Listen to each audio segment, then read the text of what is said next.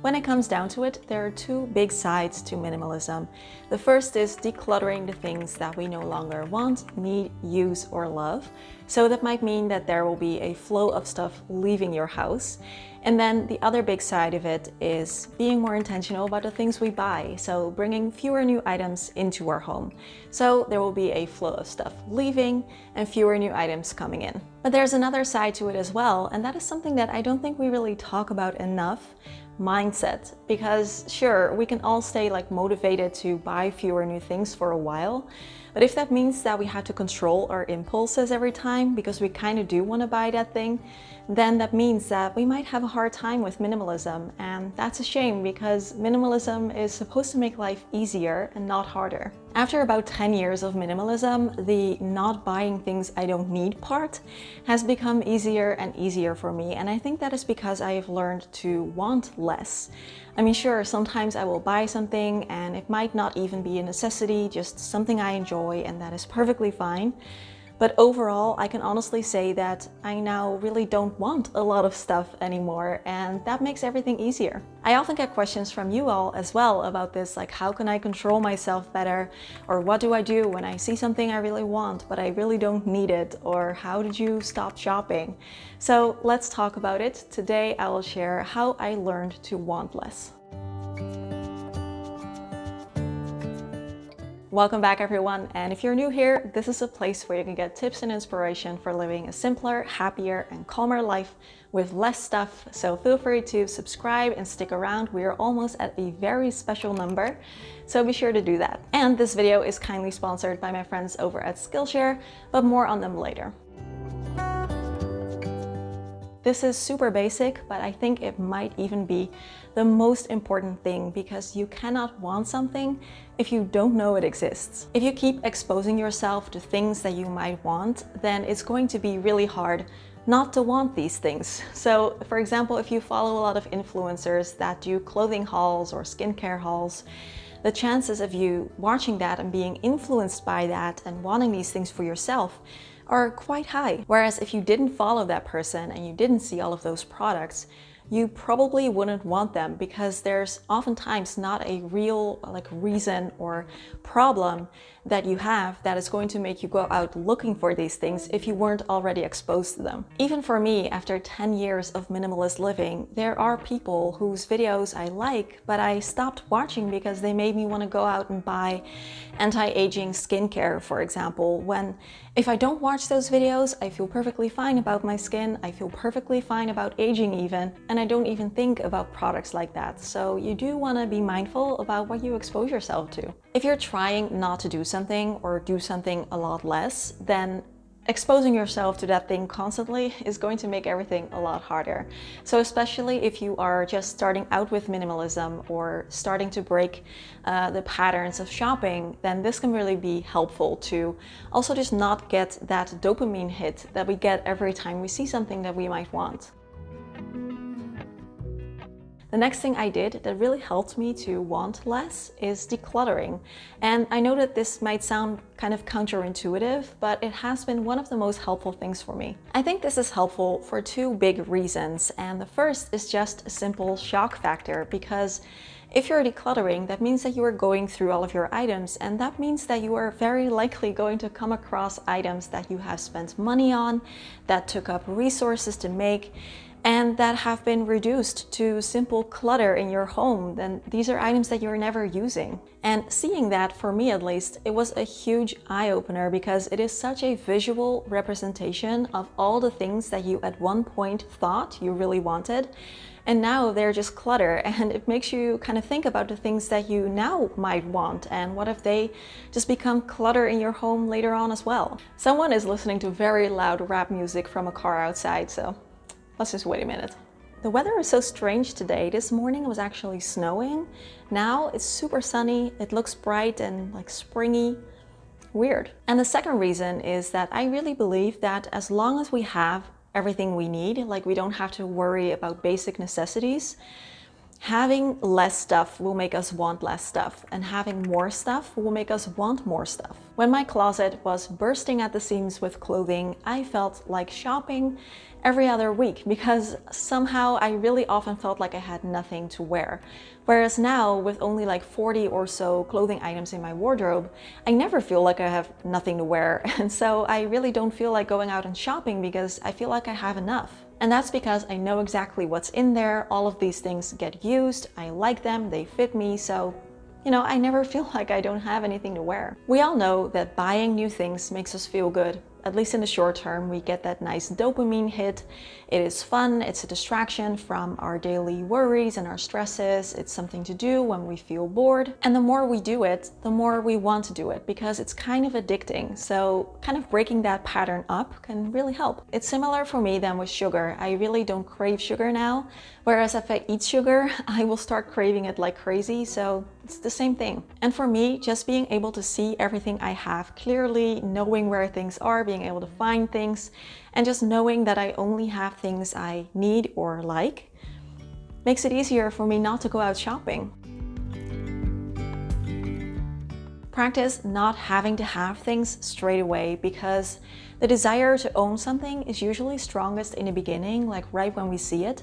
So practice waiting. Delayed gratification means the ability to hold out for something now for a better reward later. And that is a huge life skill because, for example, it can help us not to buy something now so that we can use that money and save it for later, for maybe a vacation or for buying a house or for putting it towards an emergency fund. So instead of instantly buying things as soon as you see them, practice waiting. And as always, I'm going to recommend a wish list here. One of the best things you can do. If you want something, write it on your wish list or take a picture in the store and have a rule that maybe you want to think about it for at least a week. Chances are after that first week has passed, the desire to buy that thing has become a lot less. You might even feel like you don't really want it anymore. And I noticed the more that I practice with this, the desire that you feel in the beginning, like that instant gratification, becomes a lot less strong by itself as well, because I already know that this is going to be one of those things that I'm just excited by when I first see it, but I don't really want it or need it. Another great tip that I always use, if you do find something that you want and it can wait a while, to write it down for your birthday or for the holidays. For example, for my birthday this year, it's still a couple months away, but I already know of a few things that I can ask for. I have a new yoga pants because mine are like 13, 14 years old now, so I think I could use a replacement. I have a vegan cookbook that I happened to see in the store when I was browsing, so I wrote that down, and I have 2 Japanese teacups as well, like handmade ceramics. Stop shopping for image. Ask yourself if this thing that you want is really because you want it and not to look good to others or to impress others. I think that a large percentage of our purchases and maybe even of our life decisions is at least partly influenced by image, by wanting to look like we have it all together for friends, family, colleagues, neighbors. Even sometimes with really big purchases like a huge house or a fancy car, things that have a huge impact on your personal finances, really ask yourself if this is something that you want because you want it, or are you being influenced by wanting to present an image. I think that when we really think about it, there's a good chance that you might be okay with a smaller house or like a modest second-hand car, things that could be much more affordable. When I was younger, most of the things that I purchased fell into this category, wearing certain brands because they were trendy, trying to buy myself into the feeling of fitting in better, which never happened. And now I feel like I can honestly say that I don't really care about these things anymore, and the number of items that I want to go out and buy has decreased drastically because of it. Part of minimalism that I love so much is also about shifting perspective away from things and buying anything and everything that catches your eye towards other things that are not things that perhaps are more valuable to you. Doing fun things with your friends and your family, picking up a new hobby like making pottery or starting a language course.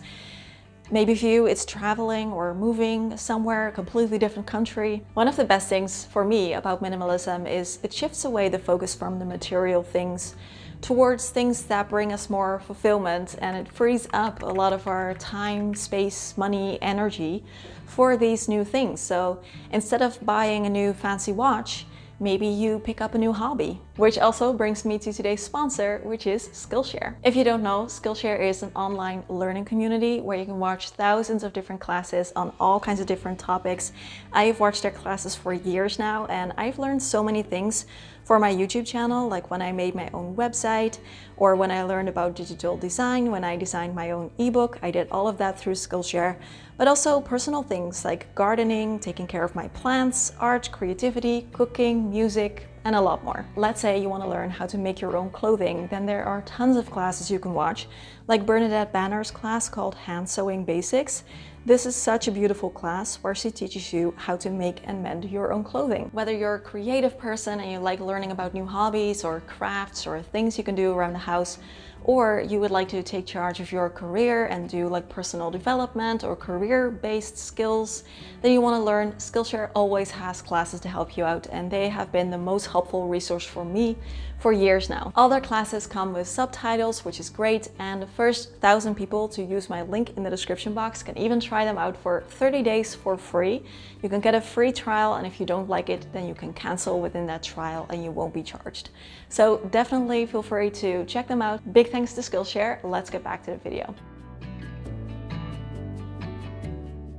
Having less stuff around to store, maintain, organize, manage is a huge benefit by itself. It makes life easier, cheaper, lower maintenance, cleaning is easier. So I really take that into account. If I do want to buy something or add something to my life, I will ask myself if that thing is worth more than the fact that I will have one more thing in my life and less in my life. Another big thing that really helps with this is gratitude. Just being grateful for the things that you already have, using them instead of going out and buying something new, because there won't be like a gap to fill.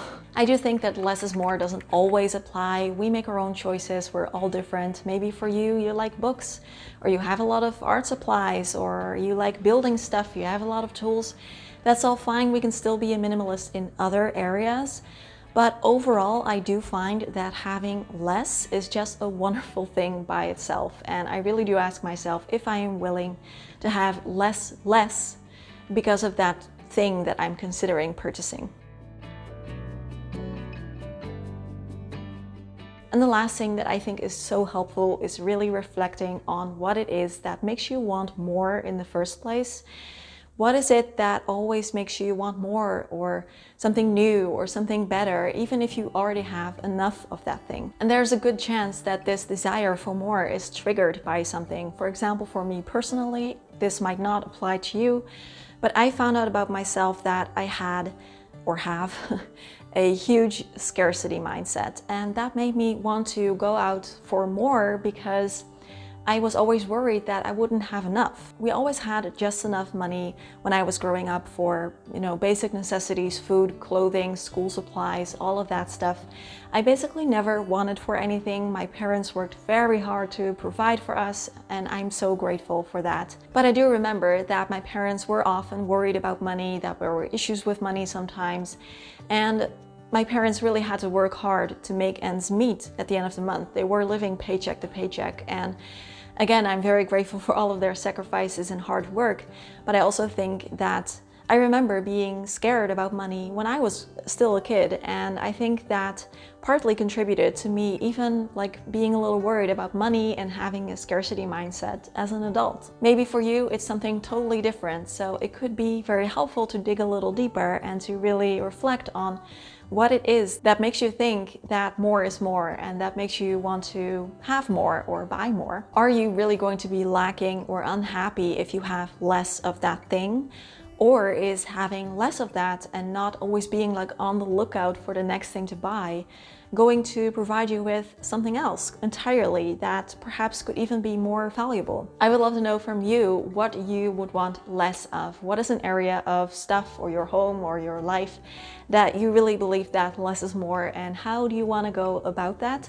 please share that in the comment section. Also, quick shout out and thank you to my patrons for their support. I post 2 extra videos a month over on my Patreon. Usually one of them is kind of like a more personal vloggy style video where I take you along and share more about my life and how I'm doing things.